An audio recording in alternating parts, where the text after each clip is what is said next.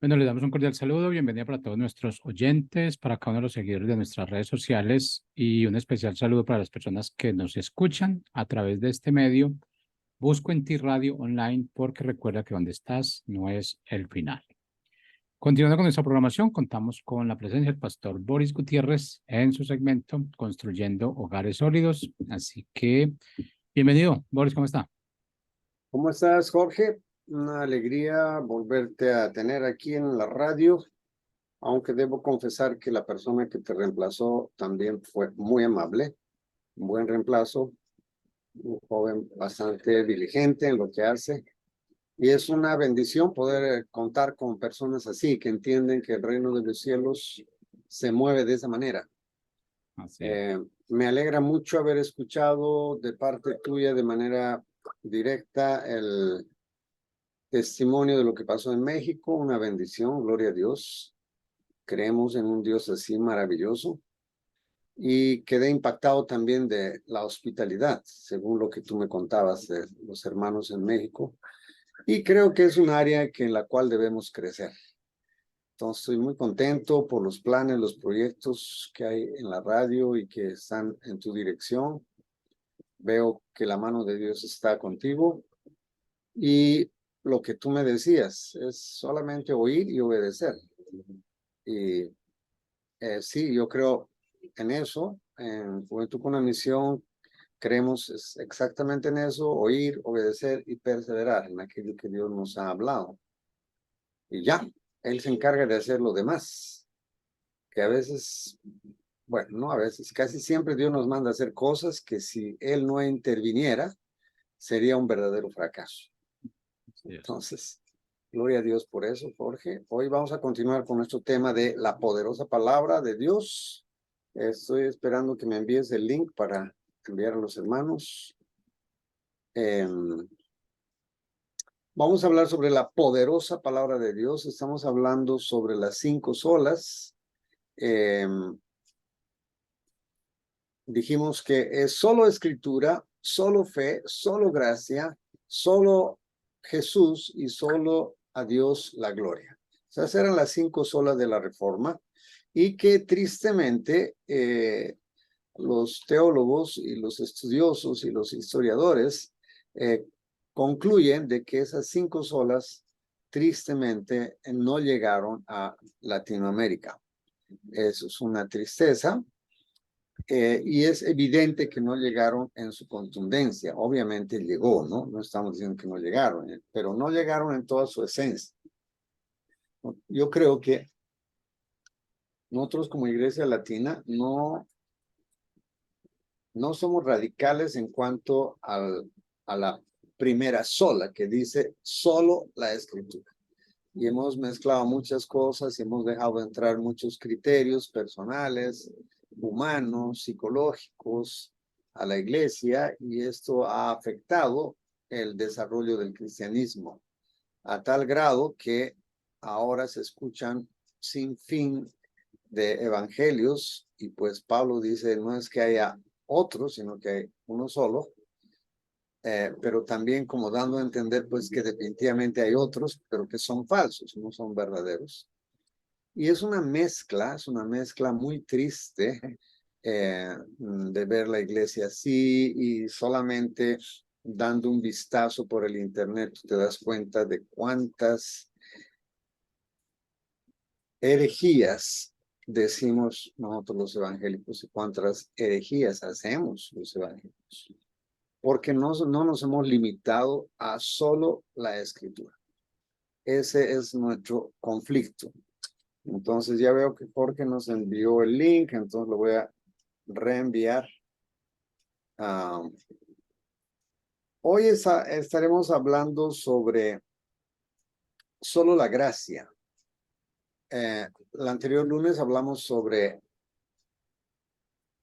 solo la escritura, hoy estaremos hablando sobre solo la gracia. Entonces, arrancamos.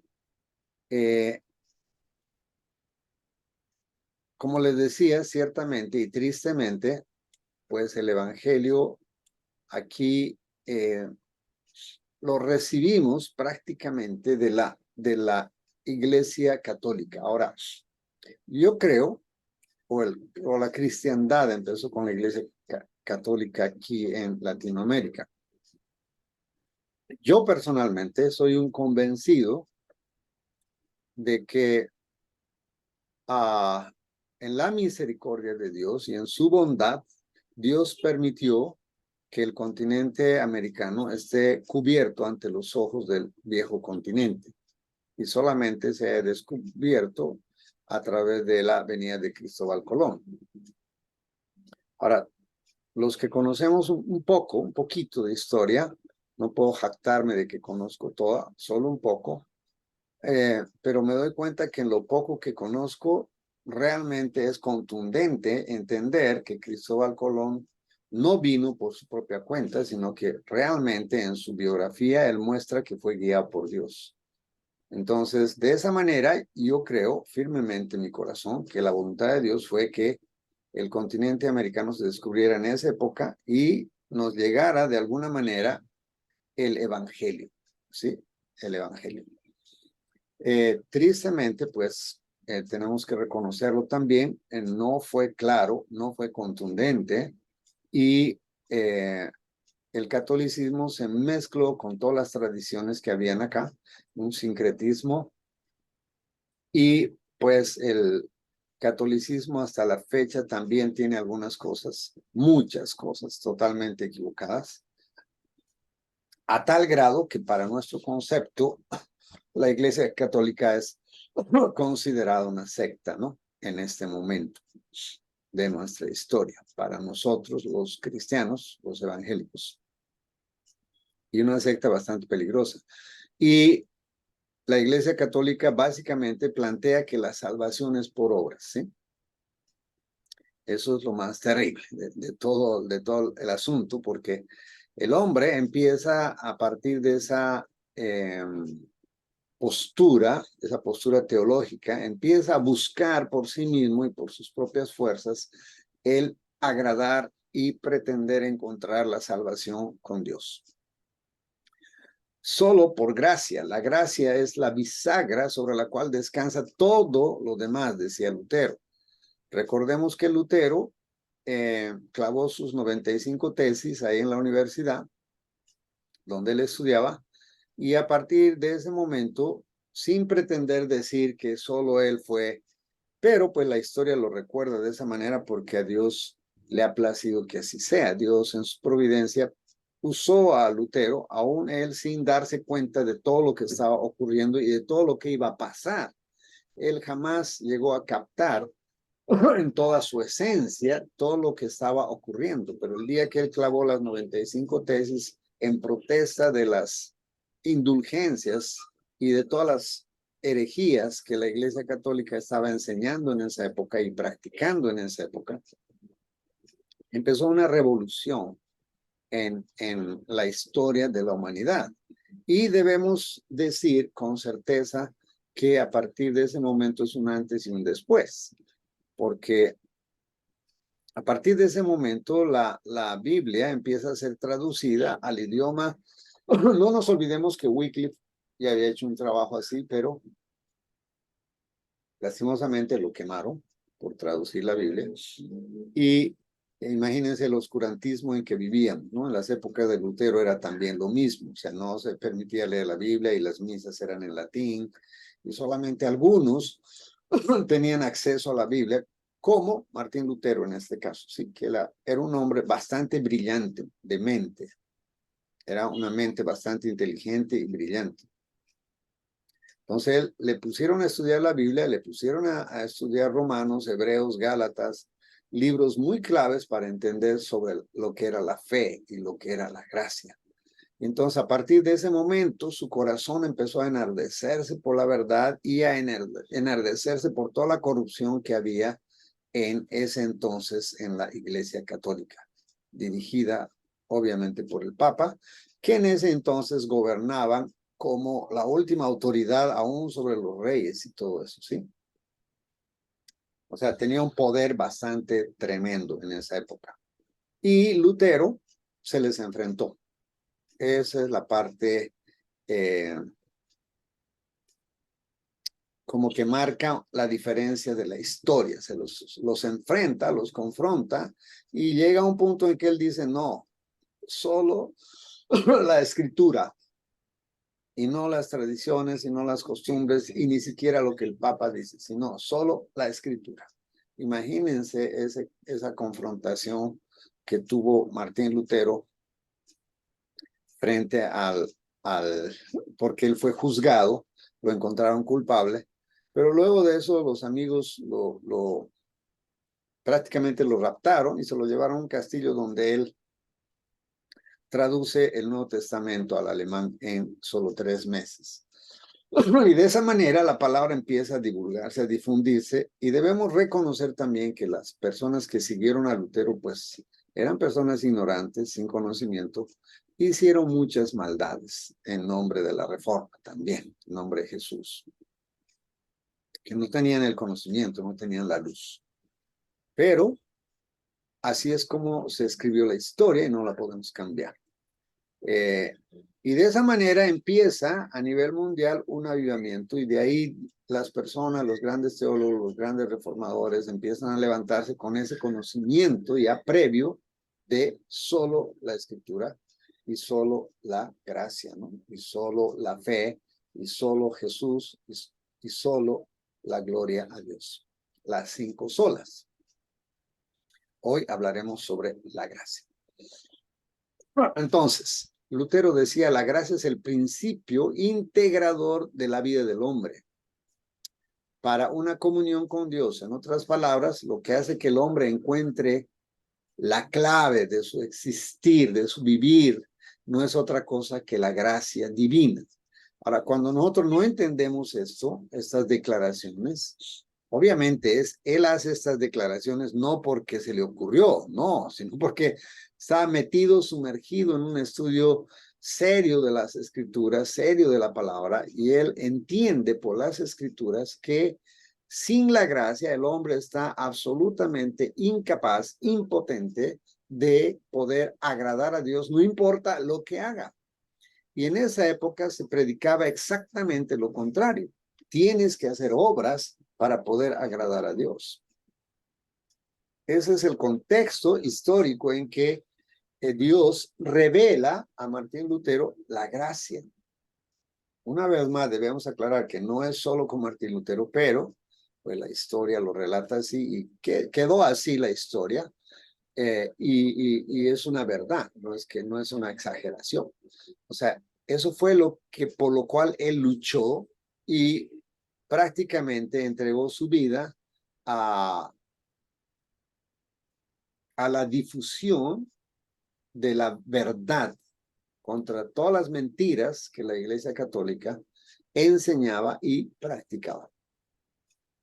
La gracia es lo que hace libre al hombre del pecado. No son sus obras, no son sus buenas intenciones. La marca distintiva de la fe cristiana es la gracia. ¿Sí? Esa es la marca distintiva. Las otras religiones en el mundo no tienen esto. En Inglaterra, cuenta la historia, estaban discutiendo los eruditos y los teólogos sobre cuál era la distinción del cristianismo que marcaba una diferencia con las otras religiones en el mundo. Y uno de ellos dijo la encarnación. Y le contestaron, no puede ser la encarnación porque hay otras religiones que plantean también la encarnación. Entonces otro dijo, pues entonces la resurrección. Dijo, no, porque otras religiones también hablan de la resurrección. En esa discusión, entra el hermano C.C. Lewis, el autor de las Crónicas de Narnia, y les preguntó de qué era lo que estaban hablando, ¿qué están hablando? ¿De qué están conversando? Y ellos le dijeron de lo que estaban hablando, y él contestó, eso es fácil. Y dijo así, sin pestañear, él dijo, es la gracia. La gracia es el distintivo del cristianismo porque ninguna otra religión plantea la gracia. Y es verdad. En todas las otras religiones el hombre tiene que hacer algo para encontrar la salvación. En el budismo, por ejemplo, tú necesitas 8 pasos para purificar tus deseos egoístas, ¿no? En el hinduismo, tú necesitas sufrir para purificar tu karma, ¿no? En el Islam, necesitas hacer las obras que Alá te pide que hagas, y aún así no puedes estar seguro de si vas a ser salvo o no, porque cuando mueras, irás a su presencia, la presencia de Alá, y Él va a pesar tus buenas obras y tus malas obras. O sea que si tus malas obras pesan más que tus buenas obras, pues con toda seguridad no entrarás al cielo. Y por esa razón, pues todas las otras religiones que hasta el momento he nombrado, siempre plantean algo que el hombre tiene que hacer para quedar bien con su Dios o estar bien y en paz con el Dios a quienes ellos adoran. En el cambio, en el cristianismo, la palabra de Dios dice, consumado es. Jesús murió en la cruz y dijo, consumado es. No hay nada que nosotros podamos ñaparle a la cruz, por así decirle. No hay nada que tú puedas hacer. Jesús lo hizo todo. Él cumplió los requisitos que la ley de Dios demandaba. Entonces, cristianismo es por gracia, no por obras. En Romanos 5, capítulo 5, versículos 10 y 11, en la Reina Valera dice, porque si siendo enemigos, no dice que siendo amigos, siendo chéveres, siendo lindos, siendo buenitos, no, éramos enemigos de Dios en nuestra mente y la vida que teníamos, que llevábamos, para nada era agradable a Dios. Éramos por naturaleza pecadores, hijos de ira, lo mismo que los demás. Pero dice así, porque si siendo enemigos fuimos reconciliados con Dios por la muerte de su Hijo, mucho más estando reconciliados seremos salvos por su vida. Y no solo esto, sino que también nos gloriamos en Dios por el Señor nuestro Jesucristo, por quien hemos recibido ahora la reconciliación. Aquí vemos que es solo por la muerte de Jesús, no es por algo que nosotros hayamos hecho. Es sencillamente por la muerte, su sacrificio de Cristo en la cruz. De esa manera, Él nos salvó de la ira de Dios, del juicio de Dios y de la condenación eterna. Y dice, y vosotros también que erais en otro tiempo extraños y enemigos en vuestra mente, haciendo malas obras, ahora os ha reconciliado. Interesante, ¿no? Eso está en Romanos capítulo 5, 10 al 11. En segunda de Timoteo 2, 8 al 9 dice, ¿quién nos salvó y llamó con llamamiento santo, no conforme a nuestras obras, sino según el propósito suyo y la gracia que nos fue dada en Cristo Jesús antes de los tiempos de los siglos, pero que ahora ha sido manifestada por la aparición de nuestro Salvador, el cual quitó la muerte y sacó a luz la vida y la inmortalidad por el Evangelio. Aleluya. O sea que cristianismo, amados, es por gracia, no por obras. Pero por la gracia de Dios, dice en 1 Corintios capítulo 5, versículo 10, pero por la gracia de Dios soy lo que soy. Pero por la gracia de Dios soy lo que soy, y su gracia no ha sido en vana para conmigo. Antes he trabajado más que todos ellos, pero no yo, sino la gracia de Dios conmigo. Interesante, ¿verdad? Esa es la idea. Ahora, quiero que me acompañen al libro de Efesios. El tiempo se nos va y no puedo dejar el tema sin hablar de Efesios. Este libro nos muestra claramente la gracia de Dios de una manera muy clara. Vamos a ir al libro de Efesios en el capítulo 2, versículo 1 para adelante. Y dice así, y Él os dio vida a nosotros cuando estábamos muertos en nuestros delitos y pecados, en los cuales anduvimos en otro tiempo siguiendo la corriente de este mundo conforme al príncipe de la potestad del aire, el espíritu que ahora opera en los hijos de desobediencia, entre los cuales también todos nosotros vivimos en otro tiempo en los deseos de nuestra carne, haciendo la voluntad de la carne y de los pensamientos, y éramos por naturaleza hijos de ira, lo mismo que los demás. Hemos leído Efesios capítulo 2 del 1 al 3. Ahora, cuando vemos esto, es una descripción de una absoluta corrupción del hombre. El hombre es absolutamente corrupto, enemigo de Dios en su mente, ajeno de los pactos de Dios. Caminamos sin Dios en este mundo, muertos en nuestros delitos y pecados. Hacíamos lo que por naturaleza hacíamos, obedeciendo a nuestra carne y a nuestras pasiones y a nuestros deseos. Eso era lo que éramos. Y en medio de todo ese panorama, pues no hay nada bueno en nuestras vidas, no hay ninguna razón para que Dios nos pudiera amar. O sea, no hay una razón natural y lógica para que Dios pueda decir, wow, es que a pesar de todo esto, este chico hace esto, entonces por esa razón lo voy a salvar. No, no había nada. Sencillamente es que Dios es amor. Su esencia es el amor. Y él buscó la solución para reconciliarnos con Dios por medio de nuestro Señor Jesucristo. Ya hemos leído, es por su muerte, por su sacrificio, no por algo que nosotros hayamos hecho. Entonces, el versículo 4 empieza con una negación a todo lo que se dijo antes, y esa palabra en este contexto es una bendición.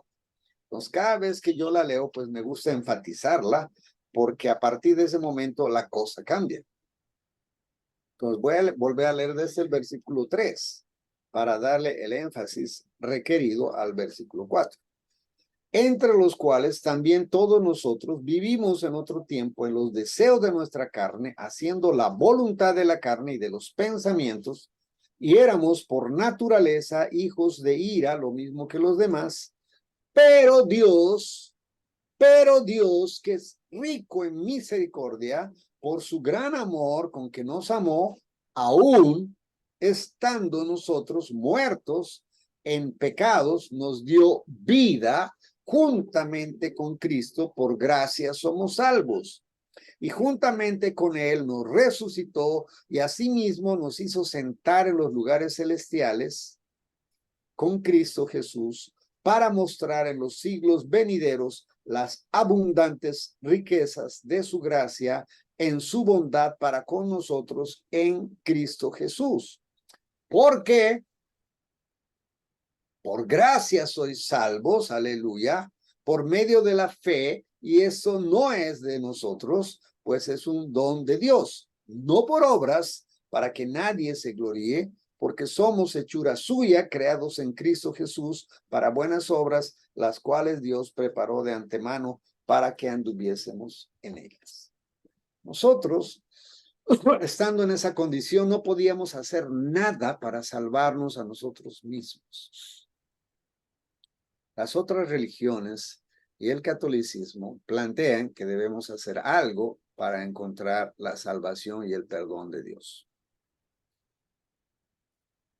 El cristianismo nos da un panorama deplorable de nuestra condición delante de Dios, de tal manera que nosotros, cuando nos miramos a nosotros mismos, pues no vamos a encontrar nada bueno en nosotros mismos. Solamente es un abismo sin fondo de maldad. Estando en esa condición, descrita en Efesios, Pablo, inspirado por el Espíritu Santo, dice, pero Dios, que es rico en misericordia por el gran amor con que nos amó. Eso es, por gracia. Solo por gracia somos salvos, no por obras, para que nadie se gloríe. Amados, la segunda sola es solo gracia. Y el cristianismo plantea esa verdad. Solo gracia. No necesitas hacer nada para encontrar el perdón de Dios. Sencillamente necesitas creer. Porque dice por fe. Y esto ni siquiera es de nosotros, pues es un don de Dios. ¿Sí? Esa es la verdad, queridos hermanos, con respecto a la gracia. Entonces, ¿qué es lo que debemos hacer para ser salvos? Le preguntaban a Jesús. Y Jesús contestaba y decía, cree. Cree. ¿Y qué es lo que tenemos que hacer nosotros? Creer que Jesús murió en la cruz, fue sepultado, resucitó al tercer día, venció la muerte, el pecado y a Satanás y pagó mi deuda. Y me llevó a la cruz y acabó con mi viejo hombre, el cuerpo de pecado, y lo sepultó, pero al tercer día resucité juntamente con Cristo, ya no para andar en mis propias fuerzas, ni para vivir agradándome a mí, sino agradando a aquel que me llamó de las tinieblas a la luz admirable. Vivo por él, soy de él, le pertenezco a él y vivo por medio de él y para él. Eso es cristianismo. Un gran abrazo, que Dios los bendiga. Dios salve a Colombia. Ayer tuvimos un día maravilloso. Dios mostró su gracia y misericordia a nuestro país. Pero no quiere decir eso que debemos bajar la guardia. Más bien quiere decir que no olvidemos, el precio de la libertad es la eterna vigilancia. No dejemos de vigilar, no dejemos de enseñar, no dejemos de predicar, no dejemos de orar sobre todo. Y que Dios continúe haciendo su labor en esta nuestra amada Colombia. Que Dios los bendiga. Un gran abrazo para todos.